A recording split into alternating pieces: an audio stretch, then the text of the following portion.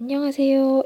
여러분이 좋아하는 양쌤입니다. 이번 시간에는 삼국통일과 발해, 건국에 대해서 공부하겠습니다.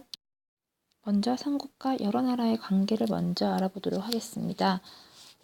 신라의 6세기 전성기 상황까지 알아보았는데요. 그 당시에 중국은 그 중국의 남북주 시대를 통일한 수나라가 있었습니다. 이 수나라가 고구려의 전쟁 상황에서 국력이 약해지면서 멸망을 하게 되고 당나라가 세워지게 됩니다. 그 당시에는 우리는 고구려, 백제가 외나라랑 함께 협력관계를 맺고 있었고 신라는 당나라와 함께 협력관계를 맺고 있었습니다. 그리고 이 고구려, 백제 외와 신라, 당나라는 서로 적대 관계에 있었습니다. 자, 첫 번째로 이제 고구려의 상황에 대해서 알아보도록 하겠습니다. 우리 지난 시간에 6세기 신라의 전성기까지 알아봤었는데요.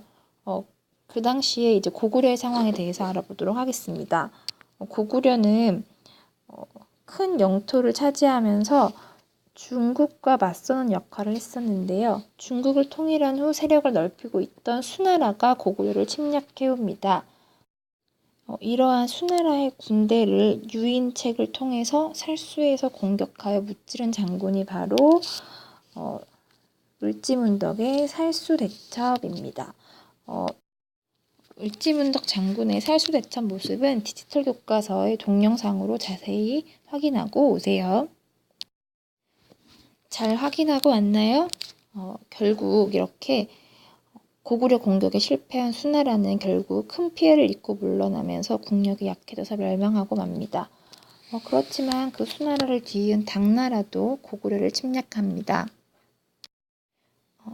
당나라의 당태종이 영토를 확장하는 과정에서 고구려를 정복하려고 했기 때문인데요.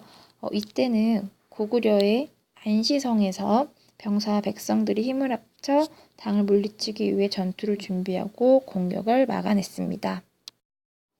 이렇게 고구려는 수와 당의 공격을 물리치면서 한반도에서 방파제 역할을 했다고 볼 수 있습니다. 하지만 계속된 전쟁으로 결국 국력이 약해져서 삼국 간의 경쟁에서는 큰 어려움을 겪게 됩니다. 자, 그렇다면 고구려가 이렇게 방파제 역할을 할 때 과연 신라는 무엇을 했느냐? 신라는 백제와의 싸움을 하고 있었습니다. 백제의 연이은 공격으로 많은 영토를 잃고 어려움에 처해 있었는데요. 이때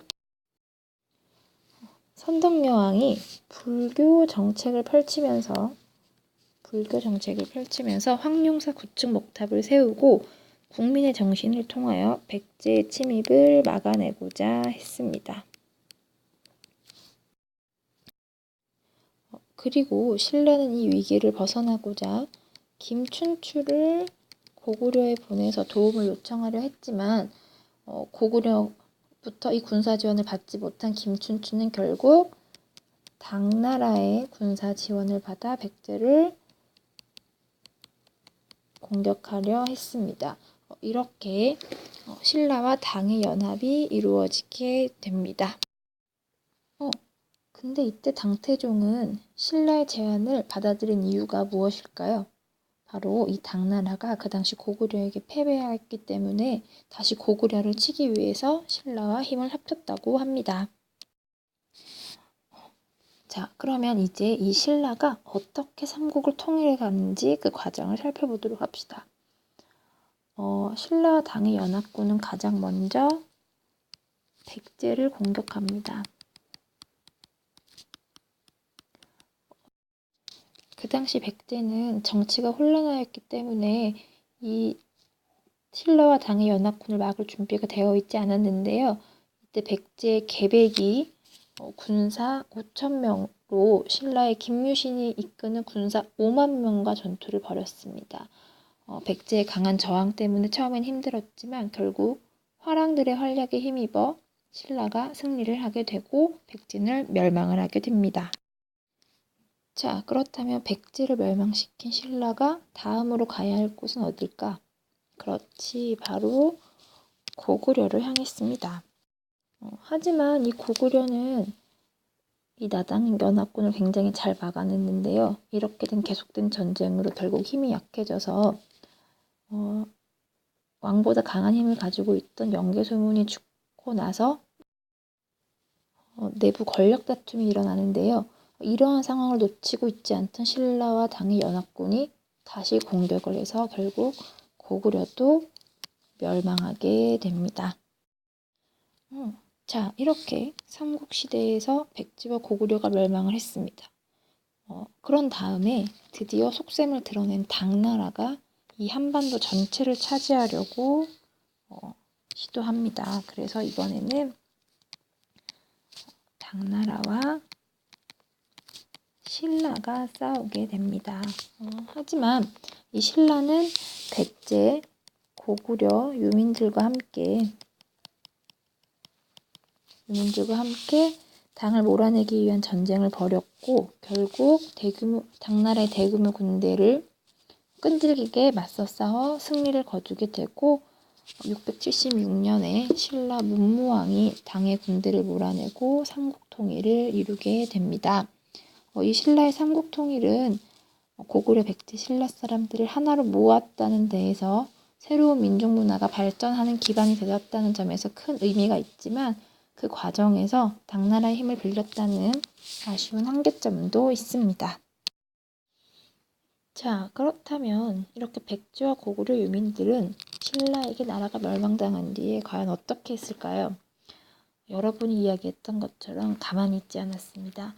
다시 백제와 고구려를 일으켜 세우기 위해서 부흥운동을 일으켰으나 모두 다 실패하고 말았습니다.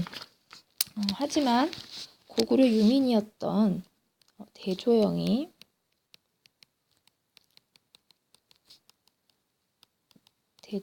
이 고구려 유민들을 이끌고 나와서 동모산 기슭에 바로 발해를 건국하게 되는데요.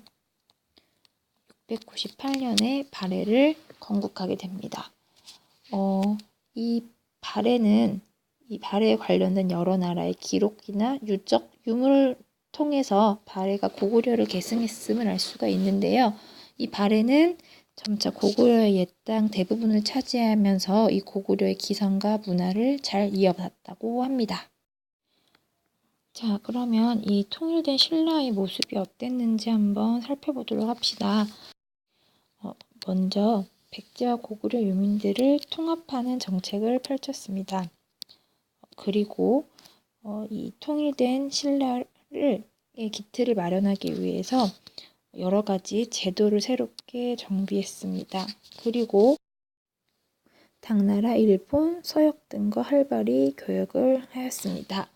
이 당시에 당나라와의 교역 과정에서 해적을 무찌르고 신라인의 무역로를 안전하게 보호해준 인물이 있는데요. 그 사람이 바로 장보고입니다. 그리고 이 통일신라는 그 전보다 더 넓어진 영토와 늘어난 인구 덕분에 경제력이 굉장히 성장하였는데요. 이 성장한 경제력 덕분에 사람들이 굉장히 풍족한 생활을 할 수 있게 되었고 또 그에 따라서 신분제도가 있었다고 합니다. 그리고 이 통일신라는 문화를 좀 더 통합하기 위해서 불교를 발전시켰습니다. 이 통일신라의 불교 발전에 가장 큰 공헌을 한 사람이 바로 여러분이 알고 있는 해골물의 원효입니다. 원효. 이 원효 덕분에 불교가 평민들에게까지 널리 보급될 수 있었습니다. 그리고 약 1000년 동안의 신라의 도읍이었던 이 경주에는 가치를 인정받은 유적과 기념물들이 굉장히 많이 남아 있는데요.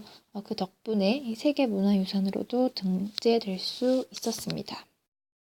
이 신라의 유적으로는 경주에 있는 불국사, 그리고 다보탑, 그리고 석가탑이 있고요. 그리고 세계에서 가장 오래된 목판 인쇄물이 무구정강 대다란이경도 있습니다. 선생님이 말했던 신라 문화재를 각자 적어보도록 합시다. 자, 다음으로는 발해의 모습을 알아보겠습니다. 발해는 이 도읍을 상경으로 옮기면서 바다 동쪽에 있는 번성한 나라라는 뜻으로 해동성국이라고 불리었다고 합니다. 그리고 발해도 신라와 마찬가지로 다른 여러 나라들과 교류를 하게 되었습니다. 교류를 하면서 신라와 발해는 당에서는 비단과 서정류를 수입하고 일본에서는 금이나 수은 등을 수입했다고 합니다. 그리고 발해는 다른 나라에 모피와 약재 등을 수출했습니다. 이렇게 발해가 다른 나라와 교류를 했다는 것은 은화나 외교 문서에 보면 잘 나타나 있습니다. 그리고 발해는 신라보다 북쪽에 있었기 때문에 날씨가 추워 논농사에는 적합하지 않았지만 땅이 넓어 여러 작물을 재배할 수 있었습니다. 그리고 발해 사람들은 주로 잡곡과 해산물을 먹고 가축을 길렀습니다. 그리고 발해의 귀족은 고구려와 당 문화의 영향을 받은 옷을 입었고요. 고구려와 말갈의 영향을 받은 다양한 형태의 그릇도 사용했다고 합니다. 그리고 발해도 불교를 굉장히 중시하였는데요. 남아있는 발해의 불상이나 그리고 석등 그리고 기와에 남아있는 그 연꽃무늬 등을 보면 이 불교 문화를 짐작할 수 있습니다. 이렇게 발해는 고구려 문화를 바탕으로 해서 당 문화, 말갈 문화 등을 받아들여 독자적인 문화를 이루었습니다. 특히나 이 정효공주의 무덤에는 발해 문화를 이해할 수 있는 많은 유적들이 남아 있습니다. 5학년 여러분 수고하셨습니다. 위두랑 과제를 확인해 보세요.